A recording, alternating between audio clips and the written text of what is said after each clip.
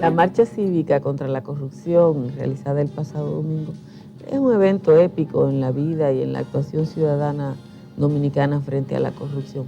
Veamos esta presentación que hizo precisamente el Comité de Comunicación de la marcha, de qué fue lo que ocurrió ahí.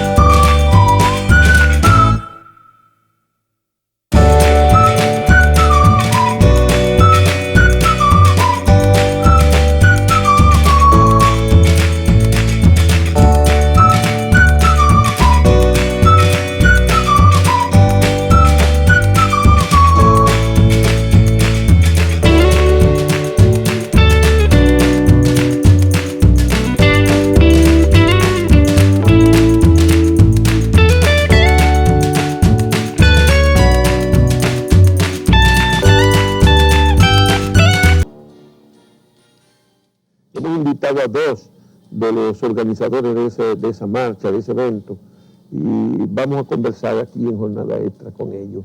María Teresa Cabrera ya tiene unos años militando en las luchas, fue de las cabezas de la lucha por el 4% para la educación, que incluso hubo una marcha, mucho más pequeña que la de esta vez, pero hubo una marcha, y participamos ahí junto con María Teresa.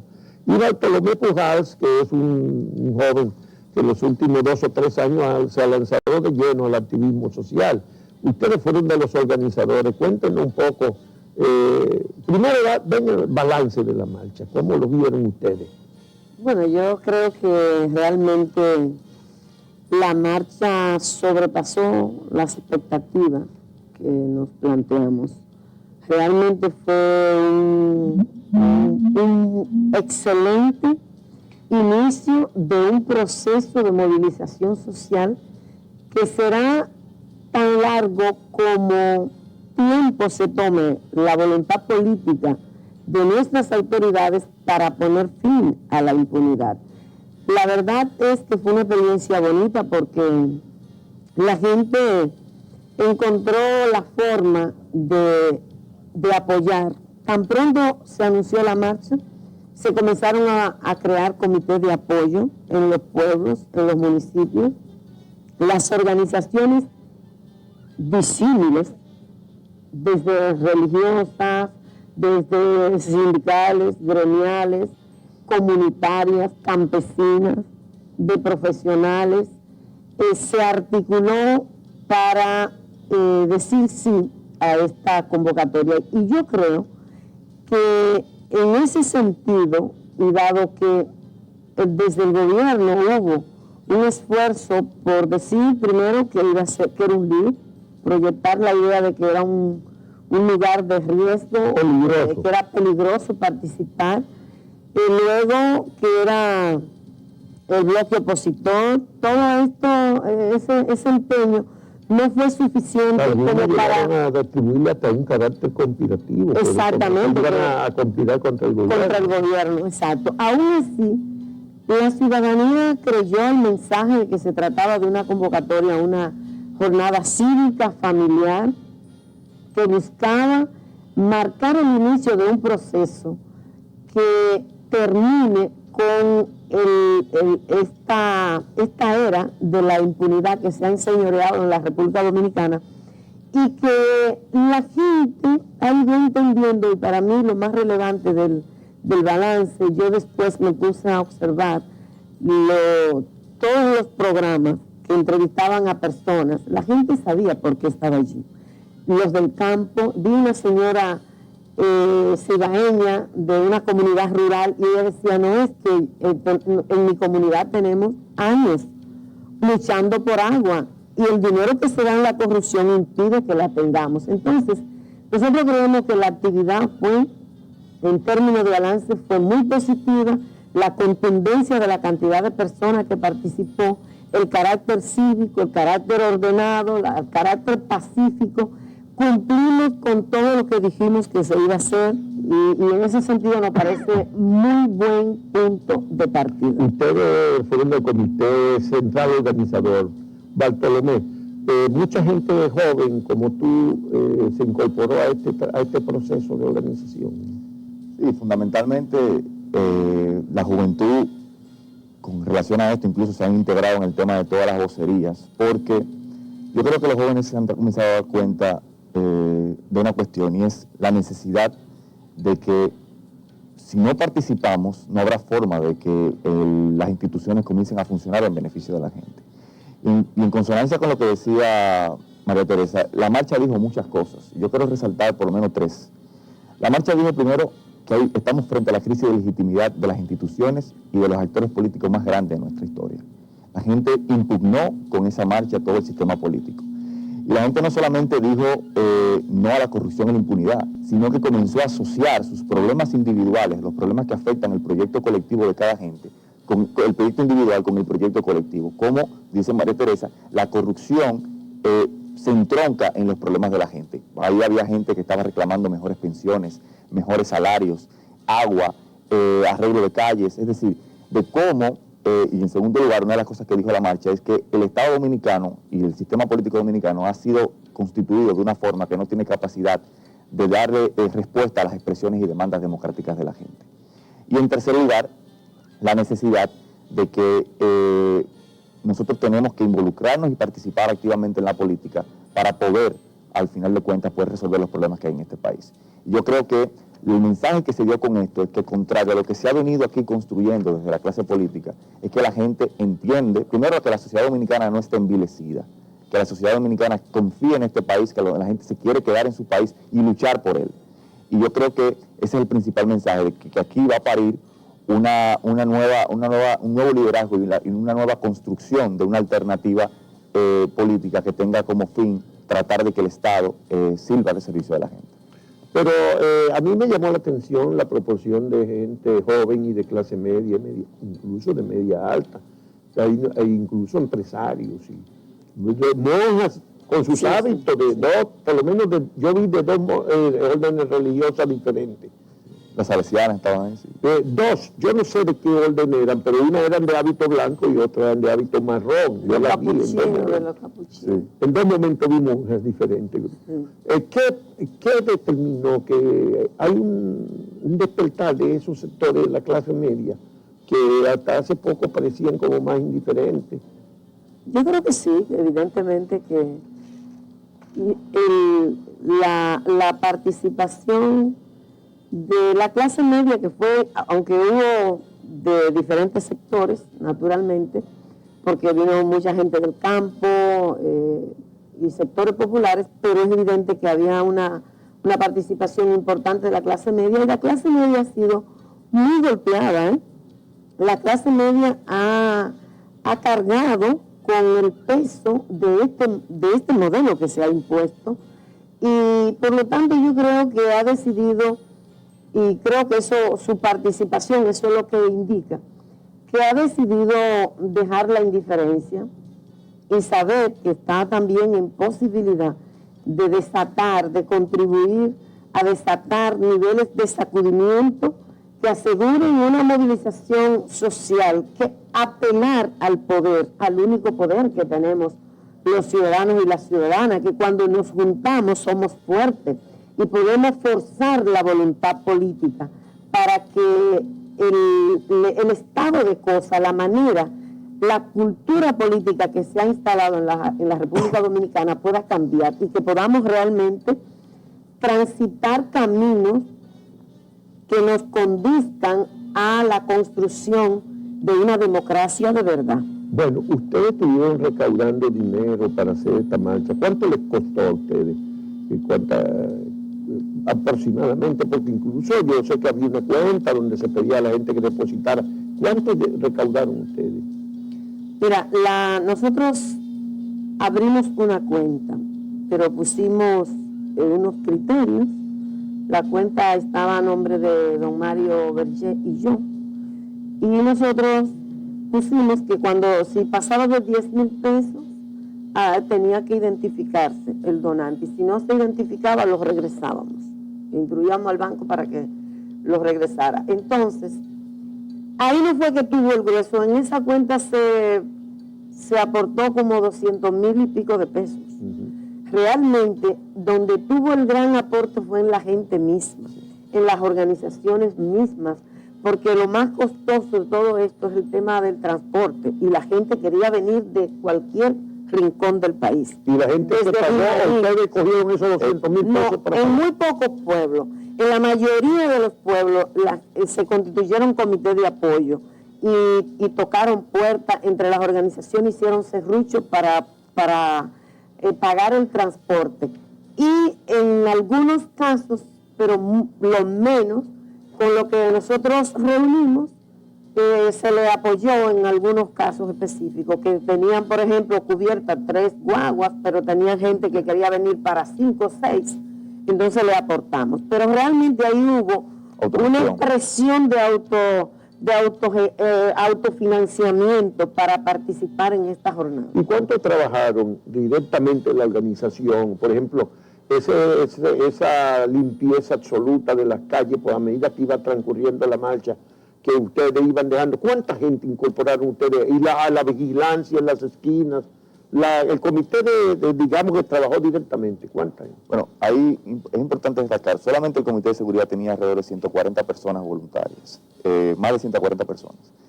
Pero con relación al tema de la limpieza, además de que había un equipo, la misma gente que llegó allí, incluso antes de iniciar la marcha, yo vi a ciudadanos que se le entregaron fundas y iban marchando ellos, que no tenían nada que ver con el comité organizador ni nada, y iban recogiendo la basura. Ellos mismos. Y al final, que hay que reconocer el trabajo que hizo Articulación Nacional Campesina en todo el tema de ayudar al tema de la limpieza, pero la misma ciudadanía que estaba allá aglomerada en el Parque Independencia comenzó a trabajar en el tema de la recogida de la basura. Es decir, todo ese proceso de autogestión, la gente comenzó a organizarse, por ejemplo, con el tema de las camisetas. Muchísima gente se organizó para hacer camisetas yo conozco empresarios que en sus compañías mandaron a hacer camisetas para todos sus empleados que iban a ir a la marcha, porque estaban decididamente apoyando el tema de la marcha. Y eso lo que muestra es que la gente tiene las ganas de participar y tiene las ganas de cambiarle el rumbo a la dirección que se le ha dado al Estado Dominicano. Bueno, yo creo que hubo algunos casos de empresas donde se hicieron 5.000. Yo conozco un empresario mediano, por cierto, que aportó 5.000 camisetas y me dijo que se le habían acabado.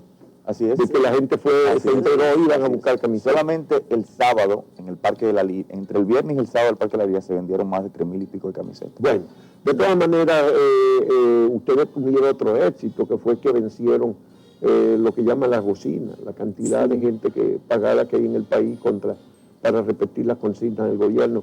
Pero ustedes lograron mucho apoyo de los medios también. Sí. Yo creo que esto fue una lección, como dice Ricardo Nieves, una lección que se le dio al periodismo chatarra de este país. Porque no hubo forma, y hubo múltiples intentos de desactivar la marcha, y no hubo forma de hacerlo. Independientemente de las acciones que intentó emprender el gobierno para desactivar la marcha, por ejemplo, como el acuerdo el supuesto acuerdo que presentó el procurador el viernes antes de la marcha, y la misma comisión y todas las líneas, las matrices de información que comenzaron a circular la semana antes de la marcha. Todos los ministros estaban en todos los medios de comunicación colocados.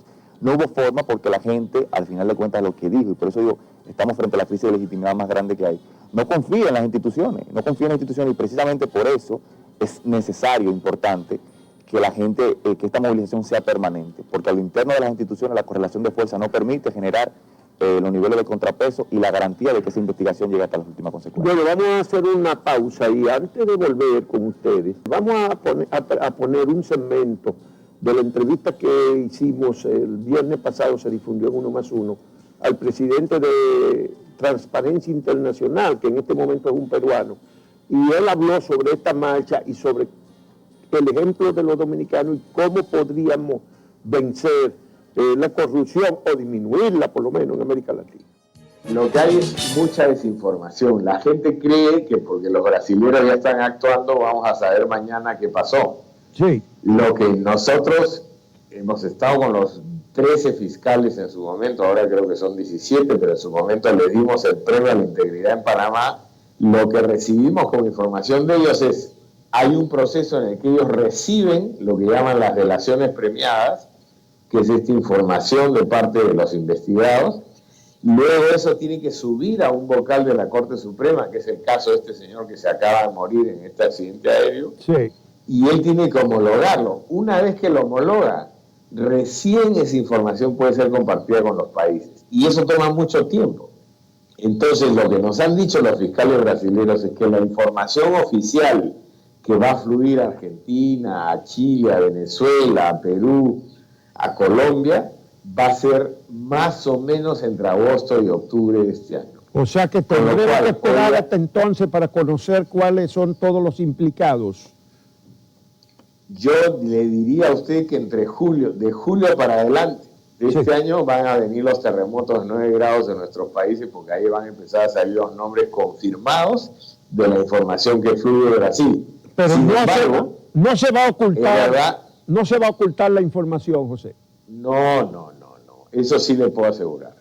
Hay demasiada observación y entre ellos nosotros, Transparencia Internacional, estamos observando cada paso que se está dando en esta investigación, pero para su tranquilidad lo que sí le puedo decir es que los fiscales brasileños son de una calidad moral, de una entereza, de una motivación, que es un orgullo para América Latina tener a estos jóvenes haciendo el trabajo que están haciendo. ¿Ustedes le han hecho alguna recomendación, Transparencia Internacional, específicamente en este caso del escándalo de Brecht? Más que Transparencia Internacional se le hemos hecho a los peruanos, porque nosotros no se olvide que hemos vivido un proceso parecido que fue el de Fujimori y Montesinos, una captura del Estado con más de 1.500 procesados, con un escándalo internacional donde, por cierto, hubo un dominicano ahí medio vinculado también. Sí. Y lo que le hemos dicho al juez Moro y a los fiscales es: también aprendan de nosotros, que ya tuvimos esa experiencia.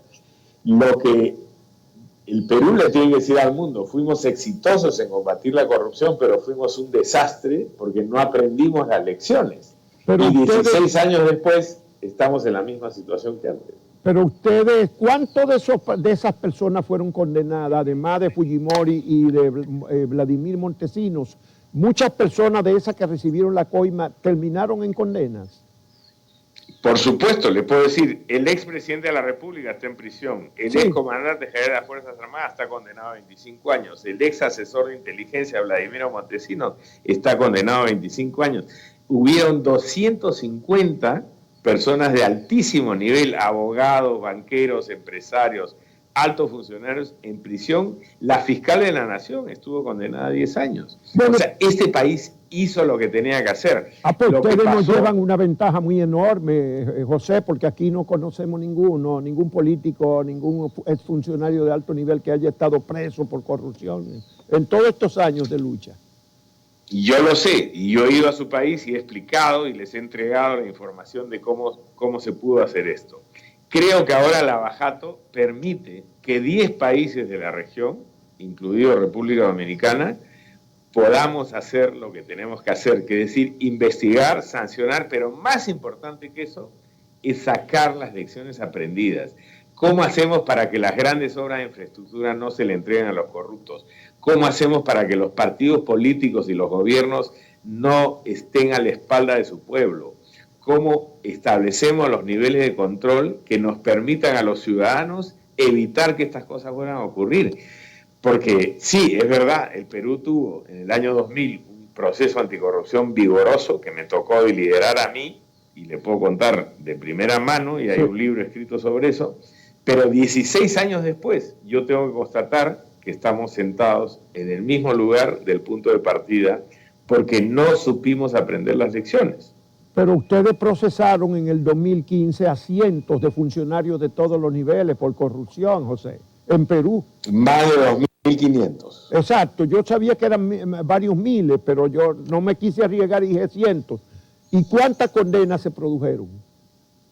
Mire, condenados después de 15 años han habido más de 300, pero estamos hablando de condenados de altísimo nivel. Sí. Se condenó al comandante general de las Fuerzas Armadas, 14 generales de las Fuerzas Armadas, policías de alto nivel, empresarios dueños de canales de televisión, la fiscal de la Nación, el presidente del Congreso, el presidente de la República, el asesor principal del presidente de la República, el presidente de la Corte Suprema. En este país fueron a prisión todos los responsables de una red corrupta que capturó el Estado. Eso fue un éxito. Yo por aquí lo he ponderado muchas veces, la justicia ha funcionado muchas veces en el Perú.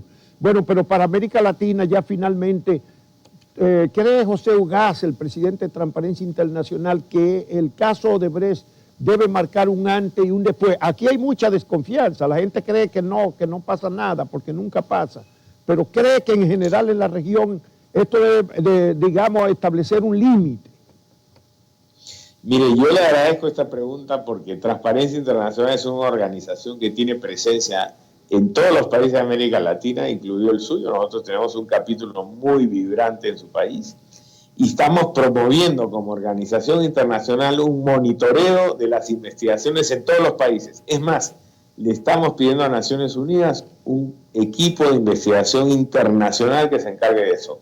Y estamos coordinando en estos momentos con los brasileños, con los suizos, con los americanos, y yo creo que eso va a funcionar. Lo que necesitamos es que la ciudadanía que está escuchando estas historias se movilice, que salga a la calle y le exija a sus gobiernos que basta de inercia política, basta de comezolos, basta de botellas. Vamos los ciudadanos a exigir a nuestros gobernantes que por favor gobiernen a favor de la ciudadanía y no de sus bolsillos. Y ese es el reto que tenemos por delante. Sin una ciudadanía que no se movilice, va a ser bien difícil que la historia cambie. Bueno, y nosotros sí creemos que podemos lograr eso. Hay una movilización en República Dominicana en estos días. Eso le iba a decir. Y yo espero que sea muy exitosa. Si se enteraron de la movilización de la marcha del domingo pasado, ustedes. Por supuesto que sí, y le hemos apoyado internacionalmente. Y me parece que ese esfuerzo que estamos haciendo los ciudadanos de la América Latina para cambiarla... Mire, lo que ha pasado en Guatemala y en Honduras es un ejemplo extraordinario. y Brasil ahora es el tercero. Millones de ciudadanos en las calles exigiéndole a sus gobiernos que esto tiene que parar. En Guatemala hoy día hay un expresidente y una vicepresidenta en prisión. En Honduras hay un gobierno que ha tenido que tomar la decisión que ha tomado a raíz de que el pueblo lo ha presionado, y hoy día hay ministros, hay una misión contra la impunidad. Y en Brasil estamos hablando de más de 3 millones de personas en la calle apoyando a sus fiscales para que esto termine. Y la movilización del domingo pasado, yo creo que es un hálito de esperanza para América Latina, que en un país como República Dominicana, que es tan emblemático, las cosas pueden empezar a cambiar.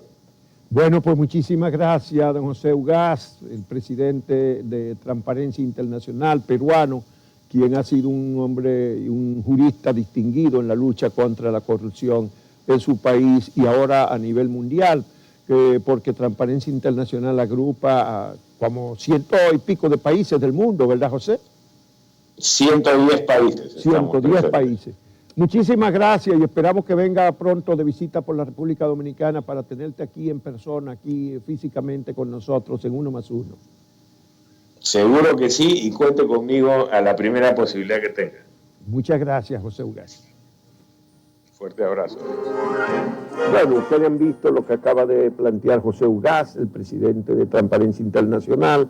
Es decir, todo el mundo entiende que no es una tarea de una marcha de un día, ni de un golpe de efecto, sino que la sociedad tiene que empoderarse y es una larga lucha.